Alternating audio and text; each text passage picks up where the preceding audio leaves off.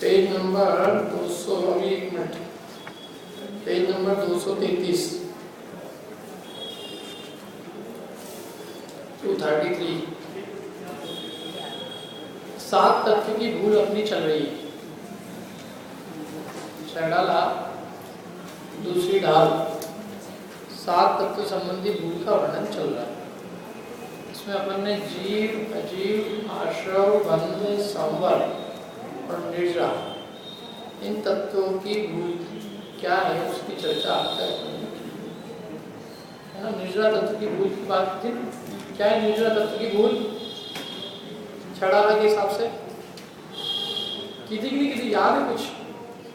रोके न चाह निज शक्ति खोए, अपनी शक्ति को भूला हुआ है और अपनी इच्छाओं को नहीं रोकता। इच्छाओं की पूर्ति में सुख मानता है, इच्छाओं के उत्पन्न नहीं होने में सुख नहीं मानता। ये निर्जरा तत्व संबंधी भूल है। अब हम मोक्ष तत्व संबंधी भूल देखते हैं। तो देखो, निकालो आप पेज नंबर 233, बहुत बढ़िया इसमें वर्णन है मोक्ष तत्व का अन्यथा भूल, माने मोक्ष तत्व के संबंध में हम क्या भूल करते हैं उसका वर्णन है। तथा सिद्ध होना उसे मोक्ष मानता है। मोक्ष किसको मानता है जी? सिद्ध होना। सिद्ध होना ना ऊपर जाके लटकना। मोक्ष के बारे में 99% लोगों की यही धारणा है। मोक्ष जब भी पूछो मोक्ष का है, ऊपर का दिखती है ऊपर। और बनाते भी है ना, जब हम पूजा वगैरह करते हैं तो चावल बनाते हैं सिद्धशिला ये नहीं मोक्ष, इसी मानते हैं। मैंने मोक्ष हम स्थान को मानते हैं और ये फंडामेंटल फ्लॉ है, मूलभूत गलती है। मूलभूत भूल क्या है कि मोक्ष वास्तव में किसी स्थान का नाम नहीं है, किसी जगह विशेष का नाम मोक्ष नहीं है। उसी स्थान पर अनंत निगोदिया जीव भी रहते हैं। उसी स्थान पर जहाँ सिद्ध भगवान है वहीं अनंत निगोदिया जीव भी है। यदि स्थान का नाम मोक्ष है तो उस जगह पे जो भी उस स्थान पे जितने भी जीव है वो सब मुक्त माने जाएंगे, जबकि वो ही जीव जो निगोदिया है वो संसारी है और जो सिद्ध भगवान है वो मुक्त है। तो इसका मतलब मोक्ष किसी स्थान का नाम नहीं, मोक्ष तो आत्मा की शुद्ध अवस्था का नाम है। कर्म बंधन से रहित अवस्था, पूर्ण शुद्ध अवस्था, उसका नाम मोक्ष है। तो मोक्ष देखते अपने को वो याद नहीं आना चाहिए। मोक्ष देखते ही क्या याद आना चाहिए? ये मोक्ष का है या मेरी शुद्ध दशा का नाम मोक्ष है, कोई स्थान का नाम मोक्ष नहीं है। जिसकी वो शुद्ध दशा प्रकट होती है उसका इस संसार में रहने से कोई प्रयोजन नहीं होता, इसलिए वो वहां जाके विराजमान हो जाते हैं, क्योंकि लोक में कोई कार्य नहीं बचा। जो जन्म धारण करते हैं, मरण करते हैं, वो इस संसार में घूमते हैं। जिन्हें जन्म मरण करना ही नहीं है, जिन्होंने शरीर धारण ही नहीं किया, तो लोक के अग्रभाग में जाकर विराजमान रहते हैं। माने सिद्ध लोक में बनते हैं, वहां जाने से कोई सिद्ध नहीं बन जाता। क्या वहां जाने से सिद्ध बनते तो सारे नियोजिया सिद्ध हो जाते हैं? वास्तव में तो सिद्ध दशा यही प्रकट हो जाती है जीवन में। यहाँ चारों घातिया कर्मों से रहित होता है। पहले 4 घातिया कर्मों से रहित हुआ तब अनंत हो गया, बाद में 4 घाती कर्मों का भी अभाव किया, तो वो यही किया कि ऊपर पहुंचने पे किया। आघाती कर्म का अभाव यहाँ होता है कि ऊपर पहुंचने पे होता है, यही हो जाता है। तो सिद्ध दशा तो यही हो गई उसकी, और फिर वो वहां जाके विराजमान हो गया एक समय। तो सिद्ध दशा तो आत्मा की शुद्ध अवस्था का नाम है, कोई जगह का नाम नहीं। तो एक तो ये मानता है। अब देखो ये मोक्ष को भी महान किस किस चीजों से मानता है? 3 पॉइंट बताएंगे। 3 चीजों से मोक्ष को महान मानता है। मैंने मोक्ष के बारे में इसको जो गुलगुलिया है या मोक्ष के बारे में जो रस है वो इन 3 कारणों से। सबसे पहला कारण, वहाँ जन्म मरण रोग क्लेश आदि दुख दूर हुए। भाई मोक्ष में हुआ भी नहीं हुआ है। मोक्ष में जन्म है, बुढ़ापा है, मरण है, रोग है, क्या शारीरिक दुख है, कोई सा भी मानसिक दुख है नहीं, ये दूर हुए। हुआ कि नहीं हुआ है मोक्ष? अनंत ज्ञान द्वारा लोक का जानना हुआ, ये हुआ कि नहीं हुआ? उनके अनंत ज्ञान प्रकट हुआ, अनंत ही प्रकट हो गया। सिद्ध अवस्था में भी अनंत ज्ञान, तो लोक को जानते हैं। तीसरा, त्रिलोक पूज्य बना हुआ, तीनों लोकों के जीव उनको पूजते हैं। और इसमें भी कई लोग कहते हैं कि सब तीनों लोकों के जीव कहाँ पूज रहे हैं, 50-100 जने तो पूजने वाले हैं, कहाँ पूज रहे हैं? पूरी दुनिया कहाँ पूजती है आज? सिद्ध भगवान को मानती है पूरी दुनिया, अनंत को मानती है, मानती है? कहते हाँ मानती है। कैसे मानती? देखो, हाँ अपन ने पहले बताई थी बात, कब बताई थी? जिसको नहीं बताई वो सुन लो। देखो बताऊंगी कि भी तो सब सिद्धों को मानते नहीं, अपन तो अपनी बात ही करते हैं, अभी अन्य बताओ कुछ छोड़ो। देखो ऐसा है कि समझ लो हिंदुस्तान के प्रधानमंत्री ने किसी ट्रीटी पे साइन किए, तो वो क्या माना जाता है? पूरे देश ने उस पर साइन कर दिया। समझौते पे हस्ताक्षर हिंदुस्तान ने किए, ये कोई नहीं कहता कि प्रधानमंत्री ने किए, पूरे देश ने उसके ऊपर हस्ताक्षर किए, क्योंकि वो पूरे देश का प्रतिनिधित्व करता है। तो ऐसे ही 100 इंद्र जो है वो पूरे 3 लोक के प्रतिनिधि है। यदि अधोलोक के राजा असुरेंद्र ने यदि उनको नमस्कार किया है तो इसका मतलब पूरे अधोलोक ने उनको नमस्कार किया। मनुष्य लोक के राजा यदि चक्रवर्ती ने नमस्कार किया है तो पूरे मनुष्य लोक ने उनको नमस्कार किया। यदि सिंह ने नमस्कार किया है तो पूरे त्रियंच लोक ने उनको नमस्कार किया है। और यदि सौधर्मिंद्र ने नमस्कार किया है तो पूरे वैमानिक देवों के लोक ने भी उनको नमस्कार किया। तीनों लोग आ गए, मध्य लोक, ऊर्ध्व लोक, अधोलोक। तो इस प्रकार से 3 लोक के पूज्य हैं। तो इन 3 चीजों से वो उनकी महिमा जानते हैं। कौन कौन से 3 चीजें? सबसे पहली चीज तो क्या हुई मोक्ष में? जन्म मरण रोग क्लेश आदि दुख दूर हुए। दूसरी चीज लोकालोक का जानना हुआ। तीसरी चीज लोक पूज्य बना इत्यादि रूप से, और भी अनेक है, 3 तो एग्जाम्पल दी। इस प्रकार से उसकी महिमा जानता है, मैंने मोक्ष की महिमा इस रूप से जानता है। अब आगे मत पढ़ना अभी कोई भी जना, अब इसमें सोचो कि ये मोक्ष में है कि नहीं, और यदि इस रूप से हम मोक्ष की महिमा मानते हो तो इसमें कोई भूल है? केवल ज्ञान है ही, वहाँ लोकालोक को जानते हैं, जन्म जरा मरण रोग क्लेश नहीं है, और वो 3 लोक के द्वारा पूजे जाते हैं। इन 3 बातों से उनकी महिमा है कि नहीं? वो कह रहे हैं जो इन 3 रूपों से मोक्ष की महिमा मानता है वो भी मोक्ष का सच्चा स्वरूप ही जाने, वो मोक्ष तत्व के संबंध में भूल कर रहे। क्या बात कर रहे हो?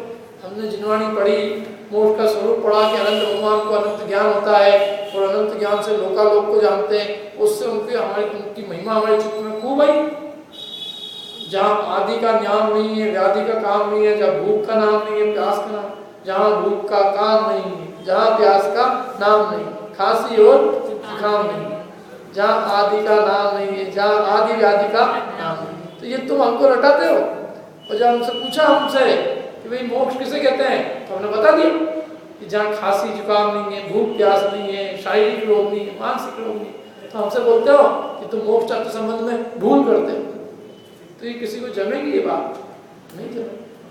तो यहाँ उसी की भूल बता रहे हैं। यहाँ तो जिसने शास्त्र पढ़ रखे, ये शास्त्र पाठी की भूलें हैं, तो शास्त्र पाठी इनसे उसकी महिमा जानता है। तो कहते हैं इसमें क्या भूल है, देखो आगे पढ़ते हुए। सो सर्व जीवों के दुख दूर करने की, पहला पॉइंट, ज्ञेय जानने की तथा पूज्य होने की इच्छा है।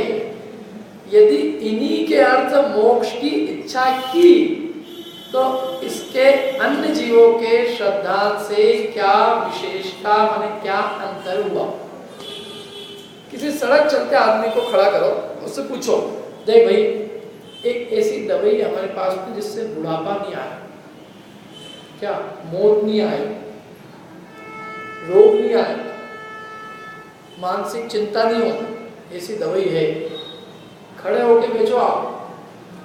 मैं कहता हूँ कि लाइन लग जाएगी। हर सड़क के चलते चलते फिरते आदमी से पूछो तो इसकी इच्छा सबको है।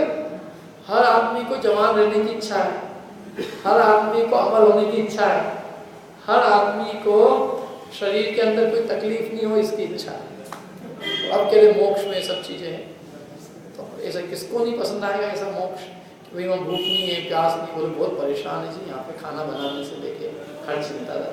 हाँ कोई चक्कर नहीं, खाना तो नहीं बनाना पड़ेगा कि नहीं, हाँ ठीक है, ऐसा मोक्ष किसको नहीं चाहिए? न दुकान खोलना पड़े, न खाना बनाना पड़े, क्या? तो ये इच्छा सबको है। मैंने ऐसी इच्छा रोग क्लेश आदि दूर करने की सबको है।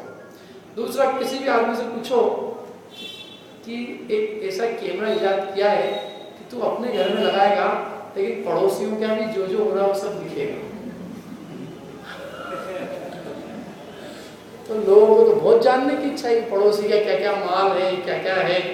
ऐसा कैमरा तो वो तो जो मुंह मांगी कीमत पे खरीदने को तैयार है। मैंने दुनिया में ये जानने की इच्छा हर एक जीव को इतनी व्याप्त है कि उसकी बस नहीं हो सकती। पूरा मोक्ष में यदि कहा जाए कि भाई पूरा लोक को जानने को मिलेगा, और इतना ही नहीं केवल वर्तमान का, भूत का भी, भविष्य का भी, हर एक आदमी का कि कौन ने क्या किया और कौन क्या होने वाला है, ये सब जानने को मिलेगा। 3 लोक 3 काल जानने को मिलेगा। हाँ भैया, किसको नहीं चाहिए ऐसा केवल ज्ञान है। और तीसरा पॉइंट तो और जोरदार है, त्रिलोक पूज्य बना। तो आदमी तो यहाँ अपने को पुजाने के लिए लाखों रुपए खर्च करने को तैयार है।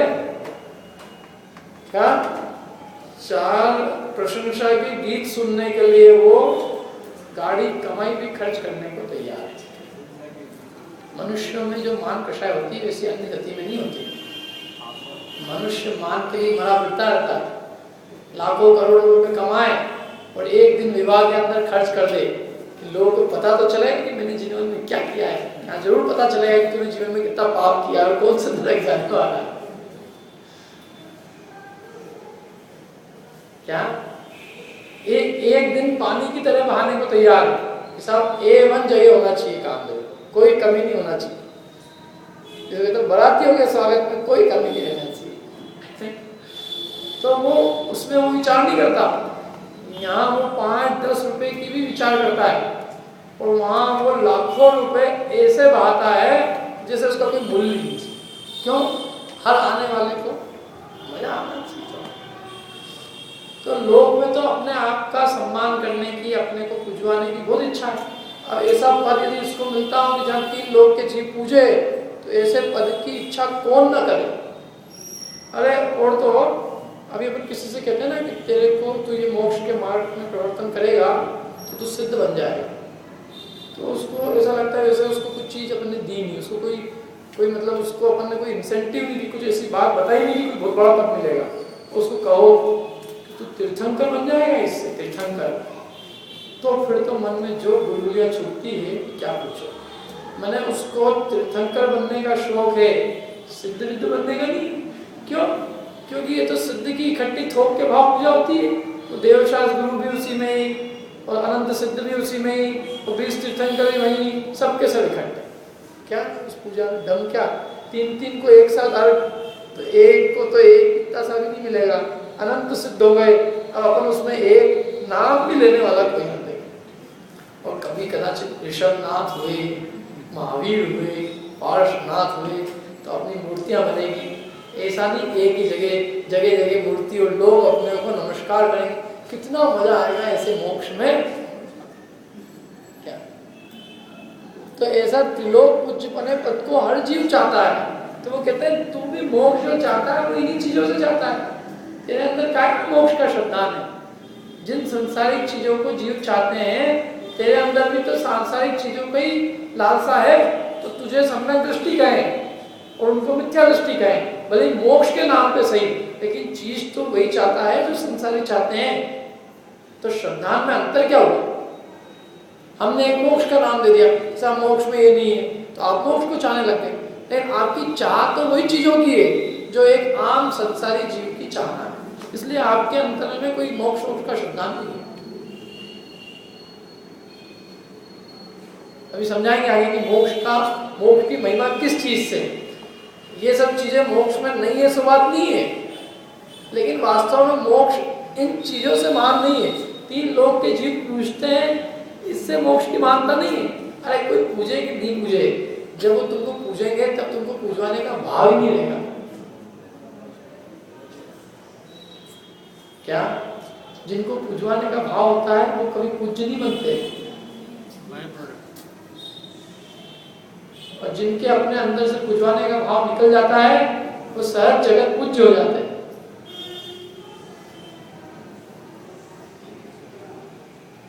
क्या रोग क्लेश आदि दुख दूर करने की। तो ये रोग क्लेश किसको है? देह को है। वो हो या ना हो उसकी क्या विकल्प है, उसकी क्या चिंता है। और लोकालोक को जानने की उनको इच्छा है कि लोकालोक सहज उनके ज्ञान के गे बनते हैं। सकल गे ज्ञायक तदपि निजानंद रस। तो वो निजानंद से उनकी महिमा जाने तो सच्ची मोक्ष की महिमा जानी। और वो निजानंद से तो नहीं जाने और इन चीजों से जाने तो उसने मोक्ष का सच्चा स्वरूप क्या समझा। इसलिए भले शास्त्र पढ़ रखे हो लेकिन मोक्ष के स्वरूप में उसका यथार्थ श्रद्धा अभी नहीं। और आगे देखो, और आगे तो बहुत जोरदार है। तथा इसके ऐसे भी अभिप्राय है कैसा कि सिद्धों में सुख है, उससे अनंत गुना सुख मोक्ष में। शास्त्र में लिखा है ऐसा कि स्वर्गों में जो सुख है उससे अनंत गुना सुख मोक्ष में। शास्त्र में लिखा है कि सारे संसार के पुण्यात्माओं का सुख एकत्रित किया जाए। और ऐसा नहीं कि केवल वर्तमान काल के, तीनों काल के सभी पुण्यात्माओं का सुख एकत्रित किया जाए तो उन सबके इकट्ठे किए हुए सुख से भी अनंत गुना सुख मोक्ष में है, ऐसा शास्त्र में लिखा। तो ये भी मानता शास्त्र में लिखा तो है, तो भाववासित नहीं हुआ इसको, बस ऐसा लिखा है। वहां इतना सुख है स्वर्ग में, मोक्ष में अनंत गुना, इसलिए अपने को स्वर्ग नहीं आना, अपने को तो मोक्ष में आना, क्योंकि उससे अनंत गुना वहां। अब कितना अनंत गुना किस बात का देखो। सो इस गुणाकाल में स्वर्ग मोक्ष सुख की एक जाति जानता है। क्या गुणाकार तो कर लिया उसने कि अनंत गुना सुख है, लेकिन गुणाकार किया है, क्वांटिटी तो मान ली है, लेकिन क्वालिटी एक ही मानी है कि जैसा सुख स्वर्ग में है उससे अनंत गुना मोक्ष में। अभी तो कुछ ख्याल तो ही नहीं। देखो ख्याल आए ना, यदि थोड़ी बातों का विचार करें तो उसको समझ में आ जाए कि स्वर्ग से अनंत गुना मोक्ष में सुख कहा है, तो मोक्ष का सुख अलग जाति का है और स्वर्ग का सुख अलग जाति का, उसकी जाति अलग अलग है। नींबू और संतरा, नींबू से अनंत गुना मेरे पास संतरा है, नींबू अलग है संतरा अलग है। नींबू का कंपैरिजन नींबू से होगा संतरे से होगा। स्वर्ग के सुख तो इंद्रिय सुख है और मोक्ष सुख अतीन्द्रिय सुख है, लेकिन जानता तो कुछ है नहीं, बस कहीं शास्त्र पढ़ा हुआ मिल गया स्वर्ग से अनंत गुना सुख मोक्ष में, तो जैसा सुख स्वर्ग में मानता है इसे मोक्ष मानता है। तो स्वर्ग में जो है 32 देवात्मा है, तो मोक्ष में 32 इंटू अनंत अनंत मिलेगी। अब कुछ सोच तो सही कि अनंत को मिलती किसी को, अनंत अनंत किसको कहते हैं? एक से ही परेशान नहीं मानते इसके कुछ खबर तो है ही नहीं, बस अनंत गुना है अनंत गुना है। तो साहब शास्त्र में लिखे क्यों है? हम तो खुद ही पढ़ते हैं और आप जा पढ़ते जाते हैं, गलती निकालते जाते हैं। तो शास्त्र में लिखा है कि नहीं लिखा है? इसमें लिखा है सिद्धचक्र विधान में, और एक जगह नहीं 2-3 जगह आया कि सारे पुण्यात्माओं का जो सुख है, पुण्यात्माओं के सुख से भी अनंत गुना सुख मोक्ष में है। 6 में आगे सो इंद्र नाग नरेंद्र व आमिंद्र के यो चिंत निज में थिर भय तिन अखत जो आनंद लयो, सो इंद्र नाग नरेंद्र व आमिंद्र के नाही कहे।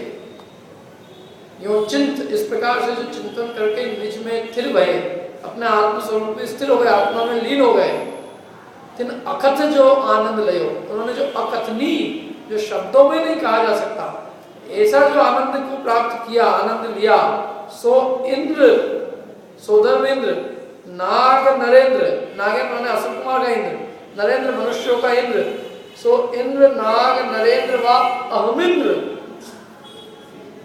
9वें ग्रह के ऊपर, 16 स्वर्ग के ऊपर, सो इंद्र नाग नरेंद्र व अहमिंद्र के नाही गए। वैसा इंद्र नाग नरेंद्र अहमिंद्र के नहीं। अब क्या है मुनिराज के पास, क्या मुनिराज के सुख का वर्णन है वहां पे, जो मुनिराज शुक्ल ध्यान में लीन है, छपक श्रेणी पर आरोहण कर रहे हैं, मैंने जिनको अंतर्मुख में केवल ज्ञान होने वाला है, और जो ऐसे अपने आत्म स्वरूप में पूर्ण लीन हो चुके हैं, मगन हो चुके हैं, जैसे नमक पानी में डूब गया है, ऐसे वो अपने आत्मा में पूरी तरह से लीन हो गए। तो उस समय उनको जो आनंद है वो अकथनीय है, और वो आनंद न इंद्र को है, न नारेंद्र को है, न अमिंद्र को है, न नागेंद्र को, किसी को नहीं। सो इंद्र नाग नरेंद्र व अमिंद्र के नायक। तो उन मुनिराज के समय क्या, कोई स्त्री है, कोई धन है, व वस्त्र है, परिग्रह है, क्या है? दुनिया पूज रही है, काय का सुख है उस समय? कुछ नहीं है। और फिर भी वो सुख का, तो सुख की जाति अलग है और ये सुख अलग है, लेकिन इसे समझ में आता नहीं है। सो इस गुणकार में सर्व मोक्ष सुख की एक जाति जानता है। अब देखो क्या है, वहां स्वर्ग में तो विषय आदि सामग्री जनित सुख होता है। स्वर्ग में होता है विषय आदि सामग्रियों से, खाने का सुख, पहनने का सुख, सब आता है शास्त्र में उसका ही वर्णन। लोगों को ऐसा मुंह में पानी आता है, उसको पढ़ पढ़ के कब मरेंगे, कब मरेंगे, कब मरोगे, लेकिन मरोगे तो बिना मरे नहीं मिलता ना, नियम है स्वर्ग का। क्या तो पढ़ के ऐसा आनंद आ रहा है बस कि मैं तो इतना धर्म करता हूँ, बस 10-20 साल हो गया लेना, फिर सब लेने तो स्वर्ग में क्या है, विषय आदि सामग्री जनित सुख होता है, पांचों इंद्रियों के विषयों का, और शास्त्र वर्णन भी उसका खूब, ऐसा नहीं हजारों गाथाएं उसके लिए समर्पित है। या नरक के दुखों का वर्णन है, स्वर्ग के इंद्रिय विषय वो का ही वर्णन खूब है शास्त्र। और वो इसीलिए जीव पाप से हटे तो सही कि बेटा तू डंडे खाएगा आगे, अभी जो इतना भोग रहा है ना, और थोड़ा इसको छोड़ के थोड़ा मोक्ष मार्ग में लगेगा तो मोक्ष नहीं भी मिले तो स्वर्ग में भी जाएगा तो वहाँ इतनी चीजें मिलेगी। तो वर्णन किया उसका खूब, कम से कम 32 दीवान में तो हम मिलेगी, सब वर्णन है शास्त्र। मिनिमम, मैक्सिमम तो बहुत है क्या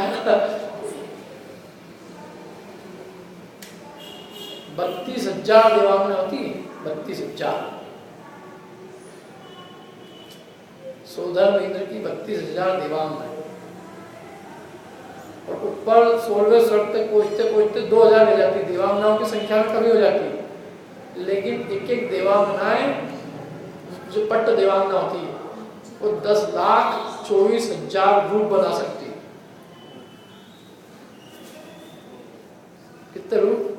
10,24,000। और 8 देवी होती है शिव की, पट्ट महादेवी, और एक एक में विक्रिया से 10,24,000 रूप बनाने की सामर्थ्य होती है। तो भोगों का भी जब वर्णन है तो वो अलौकिक है होगी। मैंने जहाँ आचार्यों ने स्वर्ग के भोगों का वर्णन किया तो उसके सामने अपन मनुष्य गति के देखो तो चिंदी भी नहीं। 10,24,000 एक के 8 है, कितने हो गए? 82 लाख लगभग। तो 82 लाख रूप बना सकती है, और 2,000 अलग से और होती है। और वो भी ऐसा नहीं कि एक फिक्स हो गई है, वो उनकी वो मर जाती है और नवीन उत्पन्न होती रहती है। एक जिंदगी में नील वो एक इंद्राणी की ऐसी 2,000 है, तो 2,000 × 40 नील कर लो, इतनी है अद्वितीय भोग सामग्री, मैंने जिसका संसार में कोई मनुष्य लोग को जिसका उपमान नहीं जा सकता, ऐसा विषय भोग भी। अब वहाँ स्वर्ग में तो सब समझ में आता है, हाँ भैया कहीं घूमने जाना हो तो कोई रिजर्वेशन नहीं करना, कुछ नहीं करना, विक्रिया से सही बना और चले जाओ, कितना अच्छा लगता है बच्चों को, तो बहुत बढ़िया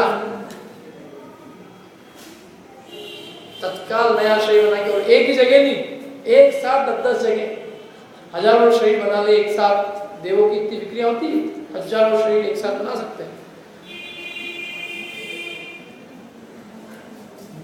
क्या कहीं ये चिंता नहीं कहीं जाना हो कि भैया वहाँ खाने का क्या होगा, शुद्ध भोजन मिलेगा कि नहीं मिलेगा? क्यों? क्योंकि वहाँ तो कंठ भूख लगती है, कंठ से अपने जल जाता है, ना भोजन की चिंता, ना पानी की चिंता,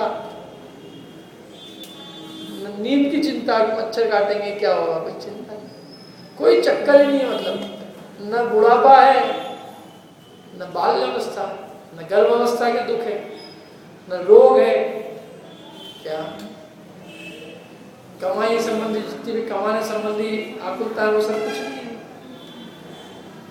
कल्प वृक्ष है, 10 प्रकार की भोग सामग्री मिल जाती है। मैंने जितने भी अपने को यहाँ पे रात दिन अपने को संकल्प विकल्प होते हैं, अगर रात दिन पैसे का हिसाब किताब ये वो कितना झंझट है, ये सब कुछ नहीं है वहाँ तो बस भोग भोगने का स्थान है। आयु ऐसे बीतती है जैसे कुछ पलों की आयु, मैंने सागरों की आयु ऐसा लगता है जैसे पल बीते हो, चंद क्षण पूरी आयु चली, मतलब वो सागर चंद क्षण जैसे लगते हैं। नरक का एक समय सागर जैसा लगता है, स्वर्ग की सागरों की आयु पल जैसी लगे। और भी बहुत है, तो स्वर्ग का वर्णन करेंगे तब करेंगे, ये तो उसमें ही मजा आने लग जाएगा। वहाँ स्वर्ग में तो विषयादिक सामग्री जनित सुख होता है, उसकी जाति से भाषित होती है, वो तो इसको पता है क्योंकि वो यहाँ भोगता है ना। भाई 5 इंद्रिय के विषय भोग को समझाना कठिन नहीं है, स्वर्ग के सुख को समझाना बहुत सरल है, क्योंकि 5 इंद्रिय के विषय भोग अपन यहाँ भी भोगते हैं, और वही 5 इंद्रिय के विषय भोग वहाँ है, तो ये तत्काल समझ जाता है यहाँ वहाँ सुख क्या, क्योंकि खाने पीने क्या और भी देखने, स्त्री संबंधी और रसना इंद्रिय, घ्राण, चक्षु, कर्म, मतलब 5 इंद्रिय के विषय भोग का इसको परिचय है, तो वो उस परिचय से वो स्वर्ग के सुख का परिचय उसको हो जाता है, इसलिए उसकी जाति से भाषित होती है। परंतु मोक्ष में विषय अधिक सामग्री तो है नहीं, थोड़ा बहुत भी जिसने शास्त्र पढ़ रखा है वहाँ सब लिखा है शास्त्र में कि वहाँ तो कोई है ही नहीं, यहाँ तो एक है जो भी है, वहाँ एक भी 32 तो बहुत दूर की बात, न वहाँ रसना की कोई सामग्री, रसना इंद्रिय की, न कोई घ्राण इंद्रिय की, तो वहाँ विषय अधिक सामग्री तो है नहीं, सो वहाँ के सुख की जाति से भाषित तो नहीं होती, सुख की जाति भाषित नहीं होती। क्यों? क्योंकि इसको तो इंद्रिय सुख की जाति पता है, मोक्ष सुख की जाति तो पता नहीं है। और स्वर्ग से अनंत सुख मोक्ष में कहा है तो पढ़ तो लिया है, लेकिन मोक्ष में किस प्रकार का सुख है इसको समझ में कुछ नहीं आया। परंतु करे क्या? परंतु महान पुरुष स्वर्ग से भी मोक्ष को उत्तम कहते हैं, इसलिए ये भी उत्तम ही मानता है। क्या करें, समझ में तो कुछ आया नहीं कि मोक्ष क्यों महान है, लेकिन सब बड़े लोग यही कहते हैं कि मोक्ष ही महान है, मोक्ष ही महान है, स्वर्ग से भी अच्छा मोक्ष है, अपने को तो मोक्ष में जाना है, स्वर्ग में भी नहीं जाना है, तो ये भी उनकी देखा देखी मोक्ष को महान कहता है। श्रद्धा में कुछ नहीं, पूरा एकदम, क्योंकि मोक्ष महान लगे और मोक्ष का उपाय नहीं करें, ये कैसे संभव है? मोक्ष में सुख लगता नहीं ना, इसलिए उन्होंने श्रद्धान को पहले पकड़ा है। जब तक मोक्ष का श्रद्धान ही नहीं होगा कि मोक्ष में सुख है, तब तक उसका उपाय जीव क्यों करेगा? मोक्ष को यथार्थ जाने बिना और मोक्ष को सुखरूप माने बिना मोक्ष का उपाय बन ही नहीं सकता है। इसलिए पहले मोक्ष को समझो कि मोक्ष क्या है और कैसा सुख है, समझेंगे तो उसका उपाय करेंगे, समझेंगे नहीं तो देखा देखी तो मोक्ष को भला कहेंगे, उपाय कुछ नहीं करेंगे। इसके बाद में आगे और क्या देखो, जैसे जैसे कोई गायन का स्वरूप तो न पहचाने, क्लासिकल म्यूजिक है, पहचानते तो कुछ नहीं, परंतु सभा के सब लोग सराहना करते हैं, सब ताली पीटते हैं, इसलिए आप भी सराहना करता है। उसी प्रकार ये मोक्ष को उत्तम मानता है, सब लोग तारीफ करते हैं तो अब हम क्यों मूर्ख बने। एक कहानी आती है इसमें, अकबर बिरबल की इसकी कहानी, तो बिरबल ने बात कही अकबर से कि साहब ये जो लोग है ना, ये गतानुगति है, गतानुगति माने एक के पीछे सब जाने वाले हैं, कोई भी विचार विवेक करने वाला नहीं। तो बोले ये बात सिद्ध करके बताओ। तो उन्होंने अगले दिन एक दर्पण लेके आए और बोले इस दर्पण में हर एक व्यक्ति को अपने पिता का चेहरा दिखेगा। क्या? यदि उसकी माता निर्दोष होगी तो उसको उसके पिताजी का बिल्कुल बराबर चेहरा दिखेगा, और जिसकी माँ निर्दोष नहीं होगी उसको नहीं दिखेगा उसके पिताजी का चेहरा। तो बिरबल बोलता मेरे को तो बिल्कुल दिख गया भैया इसमें, तो सबसे पहले स्टार्ट करता है पड़ोसी को दिया, अब उसको चेहरा तो खुद का दिखेगा, उसको दूसरे का दिखेगा, फिर ये कौन कहे? तो सारे सभा तक ले आए, आखिरी में अकबर के पास आया। अकबर ने बिरबल की तरफ देखा तो बिरबल ने कहा महाराज लोग गतानुगतिक है, क्या यहाँ कोई विचार विवेक वाला नहीं है क्या? ये बात आपको जो मैंने सिद्ध करने के लिए थी उसके लिए थी, और आप कुछ मत बोलना। क्या जगत की स्थिति है, कौन बुरा बने? अब सब मोक्ष को भला कह रहे हैं, अपन क्या के लिए नहीं कहें? अपने को तो ही नहीं अधार्मिक सिद्ध होना है, भैया ठीक है मोक्ष बढ़िया है, बहुत बढ़िया है। क्या स्वरूप बिना भाषित हुए मोक्ष को उत्तम कहता है। अब देखो यहाँ पे एक तो प्रश्न के बहुत अच्छे प्रश्न है, ये प्रतिपक्षी प्रश्न करता है। यहाँ वह कहता है कि शास्त्रों में भी तो इंद्रादिक से अनंत गुना सुख सिद्धों के प्रलोभित किया है, शास्त्र का हवाला लेके लिया है। देखो यहाँ लिखा कि किससे, इंद्रादिक से अनंत गुना सुख सिद्धों के बताया है। क्या बताया है कि शास्त्र में लिखा है। माने ये जो श्रोता है ना उनका, जो प्रश्न करने वाला, वो थोड़ा शास्त्र पढ़ा हुआ है, इसलिए वो शास्त्र के अंदर से निकाल के पंडित जी के सामने प्रश्न खड़ा करता है। देखो यहाँ ये लिखा है, तुम तो कुछ और कह रहे हो, यहाँ लिखा क्या है। तो एक्चुअल में वो जो प्रश्न करता है बराबर करता है, लेकिन वो भाव नहीं समझ पाता। शास्त्र में वो चीज लिखी तो है, लेकिन उसका भाव क्या है, भाव उसको भाषित नहीं होता। तो बस एज इट इज लिखा है तो बता दिया, देखो यहाँ लिखा है तो दिया जाओ। पंडित जी जो भी उसको समझाते हैं वो तर्क और युक्ति से समझाते हैं। प्रश्न स्वयं शास्त्र से उत्पन्न करते हैं, प्रश्नकर्ता के मुख में शास्त्र का वचन रखते हैं और समझाते हैं तर्क और युक्ति से। ये उनकी कला है। प्रश्न नहीं उठाया, कोई उठाने वाला कोई है नहीं यहाँ पे। ये तरकीब है शास्त्र लिखने की, पद्धति है शास्त्र लिखने की। स्वयं प्रश्न उठाते हैं, उसका जवाब देते हैं, और वर्णन इस तरह से कहते हैं कि वो प्रश्न उठे उसके सामने, और फिर उठेंगे तो उसका इस तरह से जवाब देंगे। अब देखो आगे क्या प्रश्न किया ना उसने, ये साहब ये तो शास्त्र में लिखा है, जगह जगह लिखा है कि इंद्रों से अनंत गुना सुख कहाँ है, मोक्ष में। तो कैसे लिखा, उसका उत्तर अब उदाहरण देते, उदाहरण समझाते। जैसे तीर्थंकर के शरीर की प्रभा को सूर्य प्रभा से कोटि गुनी कही, वहां उनकी एक जाति नहीं है, परंतु लोक में सूर्य प्रभा की महिमा है। उससे भी अधिक महिमा बतलाने के लिए उपमा अलंकार करते हैं। उसी प्रकार सिद्ध सुख को इंद्रादिक सुख से अनंत गुना कहा है। वहां उनकी एक जाति नहीं है, परंतु लोक में इंद्रादि सुख की महिमा है। उससे भी बहुत महिमा बतलाने के लिए उपमा अलंकार करते हैं। माने वो जो सिद्धों से अनंत गुना मोक्ष में सुख कहा है, वो उपमा अलंकार से कहा है। और ऐसे उपमा अलंकार लोग में बहुत चलते हैं। एक उदाहरण तो उन्होंने दिया कि तीर्थंकर के शरीर की प्रभा कही, कोटि सूर्य के ही प्रताप सम, किंतु नहीं कुछ लिया, जिसके द्वारा चंद्र शीतल होता है। शास्त्र में क्या कि भगवान के शरीर की प्रभा किसी है, करोड़ों सूर्य की प्रभा के समान। तो कहते हैं ये भी उपमा अलंकार है, इसको तुम एज इट इज मत समझ लेना। क्यों? क्योंकि इससे बहुत दिक्कत आएगी। देखो सूर्य का रंग कौन सा होता है? पीला। तो एक सूर्य का रंग पीला, तो करोड़ सूर्य का रंग पीली है। तो जो भगवान का रंग सफेद है, हरा है क्या और सांवला है, उसमें उपमा घटा के बता, करोड़ों सूर्य के समान है। पार्श्वनाथ भगवान में घटा के बता क्या? तो उपमा अलंकार की तो उपमा तो ऐसी दी जाती है, जो चीज अपने को ज्ञात नहीं है उसका परिचय कराने के लिए जो ज्ञात चीज है उससे परिचय करा देता है। तुम रोज रात दिन सूरज चंद्रा देखते हो। अब तीर्थंकर के शरीर को तो दिखा नहीं सकते ना, तीर्थंकर के शरीर को देखा नहीं, और जो चीज देखी नहीं है उसकी महिमा कैसे बतलाए?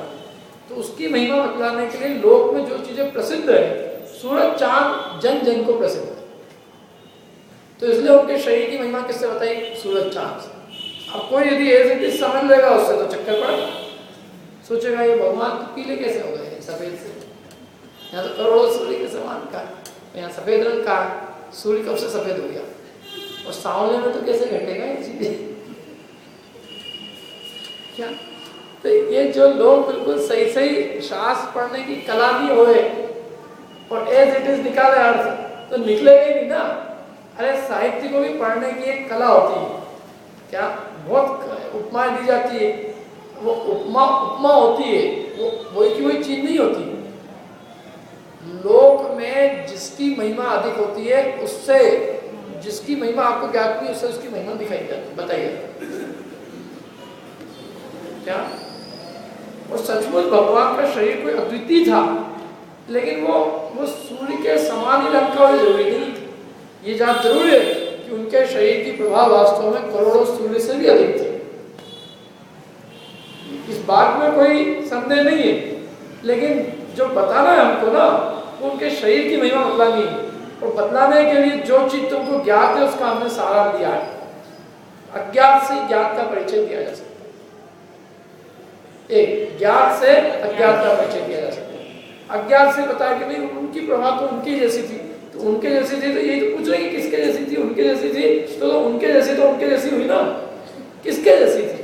अब किसके जैसी? तो सबसे चंदा, सबसे चमकने वाला कौन है? सूरज है। अथवा चमकने वाला कौन है? चांद। दो की दी भक्ता में स्त्रोत में दी, और फिर भी उन्होंने कहा कि सूर्य की क्या उपमा दे प्रभु, सूर्य तो छिप जाता है। चांद की क्या उपमा दे? कलंकी। समुद्र की क्या उपमा दे? खारा है।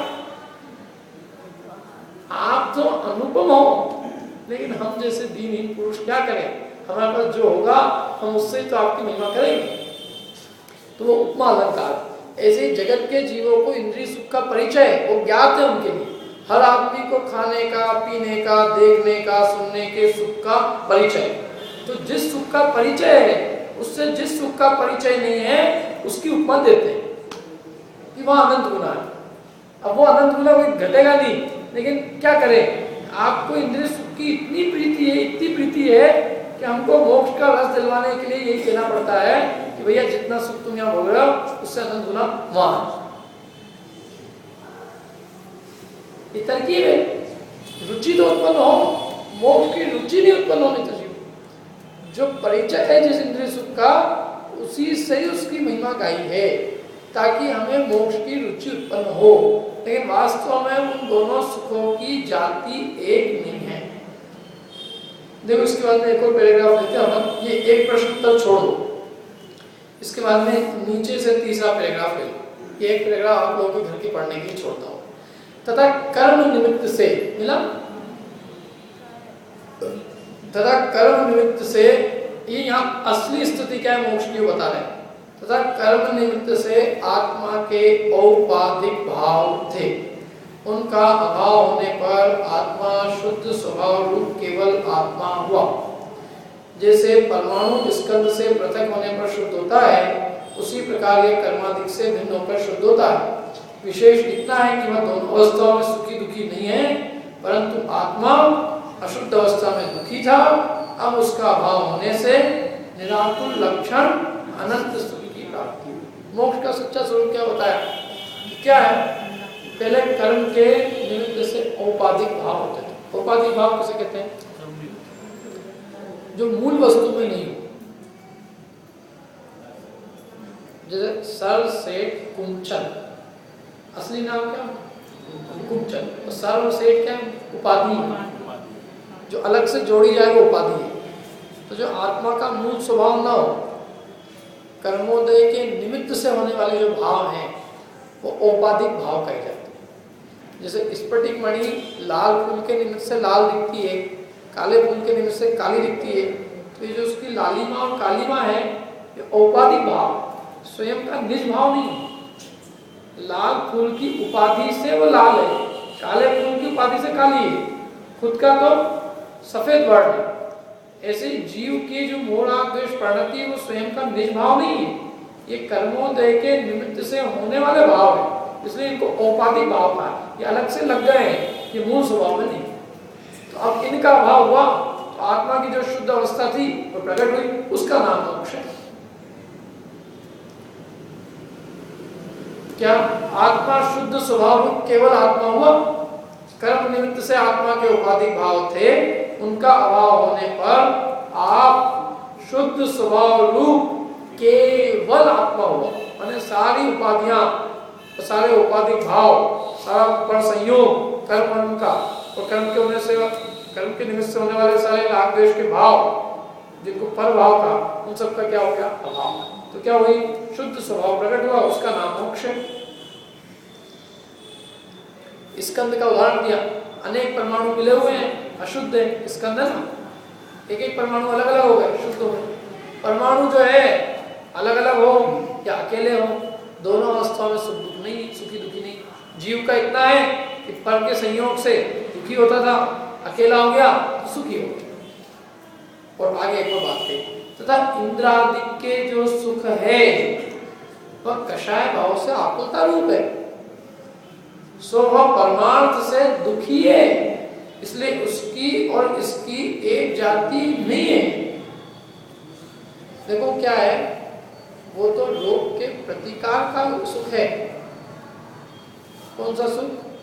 स्वर्ग सुख। इंद्रादि का जो सुख है वो विषय वेदना का प्रतिकार, विषयों की पीड़ा जब सही नहीं जाती है तो विषयों में रमण करते, माने वो बीमारी के इलाज का सुख है। तो सिद्धों का जो सुख है वो बिना बीमारी का स्वस्थ पुरुष को जैसा सुख होता है, ऐसे निराकुल अतीन्द्रिय सुख है। इंद्रिय विषय पीड़ा ही नहीं देते तो सहज सुख है, और इनका जो सुख है वो सहज सुख नहीं है, वो तो पीड़ा का प्रतिकार है, बीमारी का इलाज है। तो एक सहज सुख और एक प्रतिकार वाला सुख, इन दोनों की जाति एक कैसे हो सकती है? अपन ने इसकी बहुत बात की पहले। संसार अवस्था में तो सब बीमारी का इलाज कर रहे हैं, और मोक्ष में बीमारी का इलाज नहीं है, मोक्ष में बीमारी नहीं है। यहाँ तो इसको राग की बीमारी है, इसको ये जो इंद्र वगैरह इनको राग, तीव्र राग के वशीभूत होकर दुखी है। अरे इंद्र से अधिक सुखी तो मुनिराज होते हैं, जिनको विषयों का राग नहीं होता, और अधिक सुखी अनुवृत्ति हो जाता है, जिसके दो कषाय चुपड़ी का राग बढ़ जाता है। क्योंकि दो कषाय चुपड़ी के राग में जितनी शांति और संतोष का अनुभव वो करता है, उतनी शांति का अनुभव तो सोधर्म स्वर का इंद्र भी नहीं करता। क्या इसके अधिक सुख है, क्योंकि इसके कषाय नहीं है। तो कषाय भाव मिटने पर परमार्थ सुख है, कषाय की पूर्ति होने में सुख नहीं है। तो इंद्र का सुख है वो कषाय की पूर्ति का सुख है, और सिद्धों का सुख है वो कषाय का अभाव का सुख है। दोनों सुख की जाति अलग अलग है, इसलिए उसकी और इसकी एक जाति नहीं है। तथा स्वर्ग सुख का कारण प्रशस्त राग है, तो बात की बात क्या, तो ऐसा भाव इसको भाषित नहीं होता। कैसा भाव कि ये इंद्र सुख की और मोक्ष सुख की जाति भिन्न भिन्न है, ये तो उन दोनों सुखों की जाति एक मानता है। और ये बहुत बड़ा भूल है। क्यों? क्योंकि इससे दिक्कत ये होती है कि इससे मोक्ष का स्वरूप भी समझ नहीं आता। अभी भी हम जो सुख भोगते हैं स्वर्ग की संसार अवस्था में, वो सुख किसका भोगते हैं? सुख तो भोगते हैं अपने आत्मा का, और मानते काय का है? विषयों का। सुख तो जीव का स्वभाव, सुख विषयों से आता है कि सुख आत्मा का स्वभाव। सुख नाम की शक्ति किसमें? पंचेंद्रिय के विषय भोगों में। सुख नाम की शक्ति जीव की है, जीव की है। तो जीव की शक्ति जीव से आएगी कि बाहर से आएगी? जीव से आएगी। मानता किससे है? बाहर से। वस्तुओं से सुख मानते हैं हम, और वस्तु तो अचेतन है, उनमें सुख नाम का गुण है। एक भी जड़ पदार्थ में सुख नाम का गुण है नहीं। ये जीव स्वयं सुख दुख की कल्पनाएं करता है, उसमें से सुख दुख आ नहीं जाता। सुख की कल्पना है तो सुख की कल्पना करता है तो सुखी अनुभव करता है, दुख की कल्पना करता है तो दुखी अनुभव करता है। वही लड्डू है, जब तक पेट नहीं भराया उसमें सुख की कल्पना थी, और वही लड्डू भरपेट भराने के बाद दुख अनुभव करता है। अपने मन के विकल्प है, वस्तु में कुछ नहीं है।